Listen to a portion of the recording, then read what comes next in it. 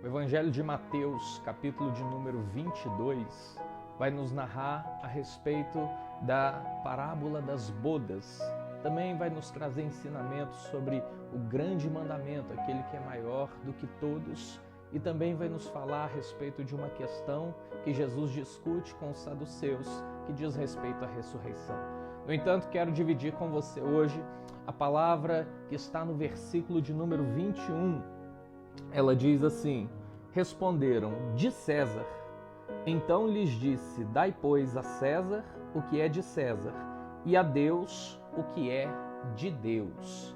Nós vemos aqui nessa história, o Senhor Jesus, ele está dando uma resposta para os fariseus que enviam seus discípulos para tentarem Jesus maliciosamente junto com os herodianos. Eles então fazem uma pergunta estranha para Jesus. Eles perguntam, olha, nós devemos pagar tributo a César?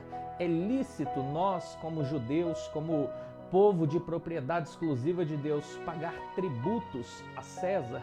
Essa pergunta é feita porque nos tempos de Jesus, a Judéia, a Galileia, o território de Israel, ele estava dominado pelo Império Romano.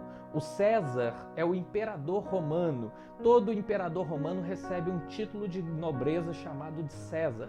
Então, por ser província de Roma, Israel teria então que pagar tributos a César. Eles pagavam impostos a César e aquilo deixava o povo de Israel muito aflito, porque eles sabiam que o rei deles é o Senhor, o Deus vivo, o Deus todo-poderoso. Então ficar escravizado na mão de outra nação trazia uma angústia muito grande a eles. Eles esperavam que o Messias viesse a libertá-los do jugo do Império de Roma. Então eles lançam a pergunta para o Senhor Jesus: é lícito pagarmos tributos a César? O Senhor Jesus sabiamente pede uma moeda, ele pede uma dracma, e naquela moeda então ele pergunta de quem é esse símbolo, de quem é essa esfinge, de quem é essa inscrição. Eles dizem para Jesus, essa inscrição é de César. Jesus então diz no versículo que nós lemos, dai então a César o que é de César e a Deus o que é de Deus.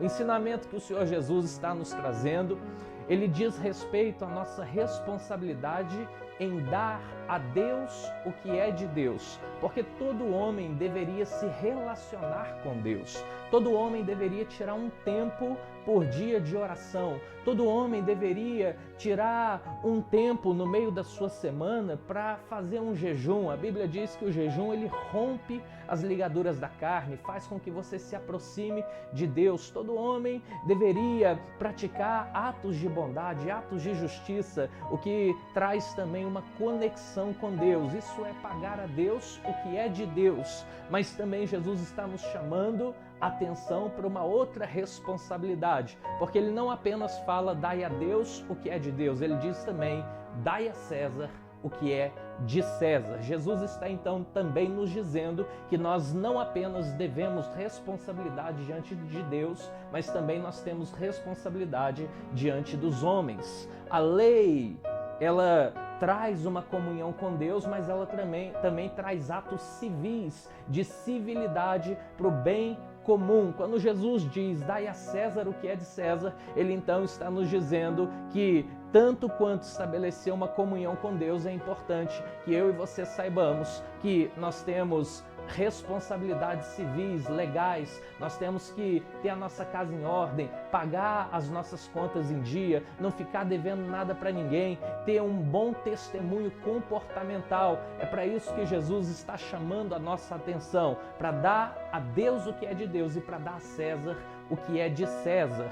Nós vemos até mesmo quando Deus estabelece a sua lei no alto do Monte Sinai e ele escreve ali o que é conhecido como os 10 mandamentos para Moisés. Ali naqueles 10 mandamentos já existem tributos a Deus e tributos, vou colocar assim entre aspas, a César, tributos civis, por exemplo, tributos a Deus. Lá diz assim: não terás outros deuses diante de mim, não farás imagem fundida de escultura para adoração, guardará o sábado santo ao Senhor. Isso são o que? Tributos a Deus. Em contrapartida, há também tributos civis, como não matarás, não adulterarás, não furtarás, não dará falso testemunho, honra teu pai e tua mãe. Isso diz respeito a uma responsabilidade civil. O apóstolo Paulo vai nos dizer, lá na sua carta aos Romanos, capítulo 13, no versículo 7 e 8, ele diz assim: pagai a todos o que lhes é devido, a quem tributo, tributo, a quem imposto, imposto, a quem respeito, respeito, a quem honra, honra. A ninguém fiqueis devendo coisa alguma, exceto o amor com que vos ameis uns aos outros, porque quem ama o próximo tem cumprido a lei.